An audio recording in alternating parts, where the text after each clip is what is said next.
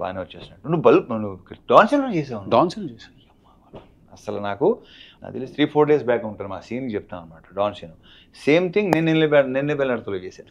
నాకు గుర్తుంది. ఇలా అనుకుంటూ క్లబ్లో డాన్స్ చేసుకుంటూ డైరెక్టర్ నేను. నువ్వు చేయరా అన్న, నేను చేయనన్నా, చేయబే నెక్స్ట్ సినిమా అంటే నెక్స్ట్ సింధూరం కదా, మరి ఏంటి ఉంటావా తీసేయమంటావా, సరే రా అప్పుడు చేశాను. సో నిన్నే పెళ్ళాడితే చేసే టైం. అవును, బట్ అప్పటికి మీరు సింధూరం అంటున్నారు. నాకు నేను నమ్మలేదు అప్పుడు. బట్ ఏంటంటే తర్వాత అది సరే అదో కదా వద్దులే ఇక్కడ అదే మాట్లాడుకుందాం అన్న. మన సినిమాల గురించి ఏం మాట్లాడతాం చూడండి ప్లీజ్, మా సినిమా చాలా బాగుంటుందని ఎన్నిసార్లు చెప్తాం మనకి. Exactly correct. అది కూడా ఏంటంటే ఫస్ట్ ఎస్ ఓకే నేను యూస్ టు ఇమిటేట్. నేను ఏంటంటే యాక్టర్స్ ఇమిటేట్ చేసాను కాదు.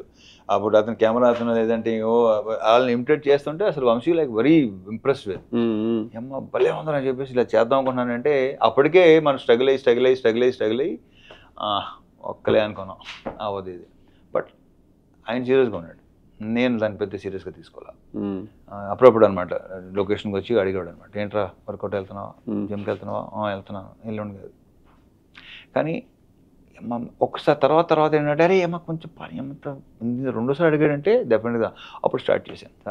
ఆ ఫీలింగ్ ఏంటన్నా డైరెక్టర్ అవుదాం అని వస్తే అది అంటే అప్పటికి నాగార్జున గారితో సినిమా యాక్టర్ అవుదాను వచ్చాను నేను. ఎక్కడ టోటల్ రిజెక్టెడ్ కొడతాను చూడు సినిమాలు కొడితే అలా అనమాట. తర్వాత ఏంటంటే నాతో పాటు స్ట్రగుల్ అయ్యే వాళ్ళు చాలామంది, మేము ఒక 60 to 70 people ఉండేవాళ్ళం చెన్నైలో. సో అర్హత ఉన్నవాడికి వెళ్తుంటే ఐ ఫీల్ గుడ్, లైక్ నాకు ఫైన్. అర్హత లేని వాళ్ళకి ఎక్కువ వెళ్ళాయి మంచి క్యారెక్టర్స్, ఇంటర్ రికమెండేషన్ క్యాండిడేట్లు మొత్తం.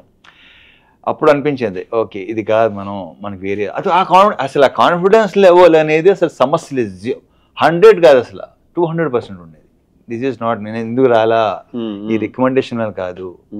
బట్ ఏంటంటే 1-2 సార్లు ఏంటంటే అవతల వాళ్ళ రియాక్షన్స్ నా ఎంటర్ అవ్వగానే నేను అనేవాడిని కదా సార్ యాక్టర్ నండి, నేను ఆర్టిస్ట్గా ట్రై చేస్తాను, నేను అనలేదు నా నోటితో ఎప్పుడు అనలా.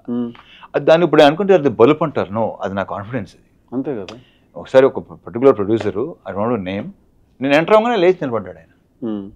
అరే చా అంటే డెఫినెట్గా అది ఉంది అని ఉంది అని మెషిన్. సో అలాంటి 1-2 జరిగినాయి. సో అక్కడే కాన్ఫిడెన్స్ లెవెల్ ఇంకా పెరుగుతుంది మనకి డెఫినెట్గా. అలా జరిగింది. ఆ తర్వాత ఇది జరగడం అప్పటికి చాలా మంది అవసరం నీకు అసిస్టెంట్ చేస్తున్నాడు కదా, నీ యాక్టర్ ఏంటి నిలబెడుతుంది పెద్ద హిట్, రకరకాలు ఉంటారుగా. అది నేను చెప్పట్లేదు, వాళ్ళే ఎక్కువ ఉంటారు.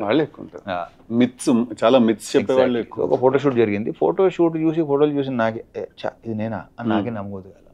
దాంతో ఫిక్స్ అయిపోయారు. అంటే యాక్టింగ్ చేద్దాం అని ఫిక్స్ అయ్యారా, హీరో అవుదాం అని ఫిక్స్ అయ్యారా? నేను యాక్టింగ్ హీరో అవుదాం ఎప్పుడు అనుకున్నాను. నేను అంత తర్వాత నేను అనుకుంది ఒకటి, ఆ తర్వాత వచ్చింది అంతా బోనస్. అంతేనా? సూపర్ బోనస్ అంతా.